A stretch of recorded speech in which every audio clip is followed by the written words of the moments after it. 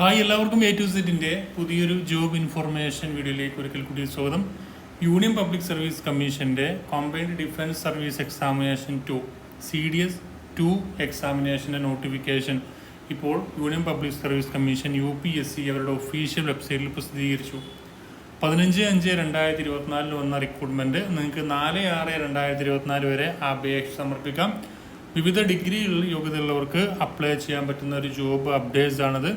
അപ്പോൾ നമ്മൾ +2 യോഗ്യതയുള്ളവർക്ക് കഴിഞ്ഞ ദിവസം NDA എക്സാം ഉണ്ടായിരുന്നു, അത് അപേക്ഷിക്കാം. ഡിഗ്രി യോഗ്യതയുള്ളവർക്കാണെങ്കിൽ നിങ്ങൾക്ക് ഈ ഒരു ഡിഫൻസിലൊക്കെ ജോലി നേടാൻ ആഗ്രഹിക്കുന്ന ആളുകളുണ്ടെങ്കിൽ ഈ അവസരം ഉപയോഗപ്പെടുത്താൻ. തുടക്ക ശമ്പളം തന്നെ 1 ലക്ഷത്തിന് മുകളിൽ ശമ്പളം ലഭിക്കാവുന്ന ഒരു ജോബ് അപ്ഡേറ്റ്സ് ആണിത്.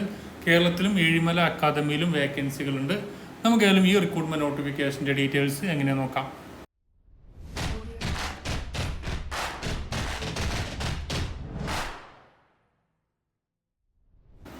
ഇപ്പോൾ കേന്ദ്ര സർക്കാരിന് കീഴിൽ ജോലി നേടാൻ ആഗ്രഹിക്കുന്ന യുവാക്കൾക്ക് വേണ്ടി union public service commission UPSC ആണ് പുതിയൊരു റിക്രൂട്ട്മെന്റ് നോട്ടിഫിക്കേഷൻ പ്രസിദ്ധീകരിച്ചത്. 15/5/2024 വന്ന റിക്രൂട്ട്മെന്റിൽ കമ്പൈൻഡ് ഡിഫൻസ് സർവീസ് എക്സാമിനേഷൻ 2024ന്റെ വിജ്ഞാപനമാണ്. ഇതിൽ SSC വിമൺ നോൺ ടെക്നിക്കൽ ഉൾപ്പെടുന്നുണ്ട്. ഏകദേശം 4/6/2024 വരെയാണ് ഇതിലേക്ക് അപേക്ഷ സമർപ്പിക്കാൻ കഴിയും. അപ്പോൾ താല്പര്യമുള്ള ഉദ്യോഗാർത്ഥികളുണ്ടെങ്കിൽ തീർച്ചയായും ഈ അവസരങ്ങൾ മാക്സിമം ഉപയോഗപ്പെടുത്തുക. താഴെ ഇതിൻ്റെ ഒഫീഷ്യൽ നോട്ടിഫിക്കേഷൻ മറ്റ് കാര്യങ്ങളൊക്കെ കൊടുക്കുന്നുണ്ട്, അത് വായിച്ച് മനസ്സിലാക്കിയതിന് ശേഷം നിങ്ങൾക്ക് അപ്ലൈ ചെയ്യാം. UPSCയുടെ ഒഫീഷ്യൽ വെബ്സൈറ്റ് വഴിയാണ് ഇതിലേക്ക് അപ്ലൈ ചെയ്യേണ്ടത്. ഇതിൻ്റെ ഡീറ്റെയിൽ നമ്മൾ നോക്കുകയാണെങ്കിൽ ഇന്ത്യൻ മിലിറ്ററി അക്കാദമി ഡെറാഡൂണിലേക്ക് വേണ്ടി 100 വേക്കൻസികളാണ് ടോട്ടൽ വന്നിരിക്കുന്ന വേക്കൻസികൾ. ഇന്ത്യൻ നാവൽ അക്കാദമി ഏഴിമല അക്കാദമിയിലേക്ക് 32 വേക്കൻസി ഉണ്ട്. കേരളത്തിലെ ഏഴിമല അക്കാദമിയിൽ 32 വേക്കൻസി. എയർഫോഴ്സ് അക്കാദമി ഹൈദരാബാദിലേക്ക് 32 വേക്കൻസി. ഓഫീസേഴ്സ് ട്രെയിനിങ് അക്കാദമി ചെന്നൈയിലേക്ക് 276 vacancy. Officers training academy Chennai SSC women വിഭാഗത്തിലേക്കാണെങ്കിൽ 19 വേക്കൻസി. മൊത്തം 459 വേക്കൻസികളാണ് ടോട്ടൽ വന്നിരിക്കുന്ന വേക്കൻസികളായിട്ടുള്ളത്.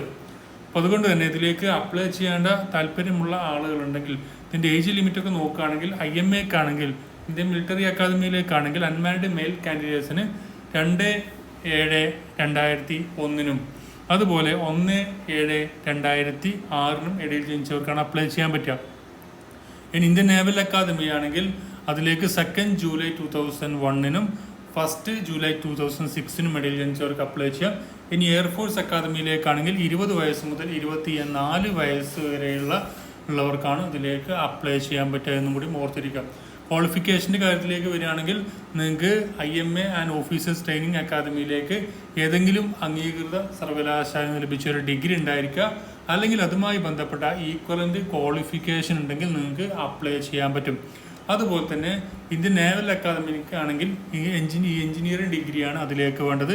എയർഫോഴ്സ് അക്കാദമിയിലേക്കാണെങ്കിൽ degree of recognised university with physics and mathematics at +2 level.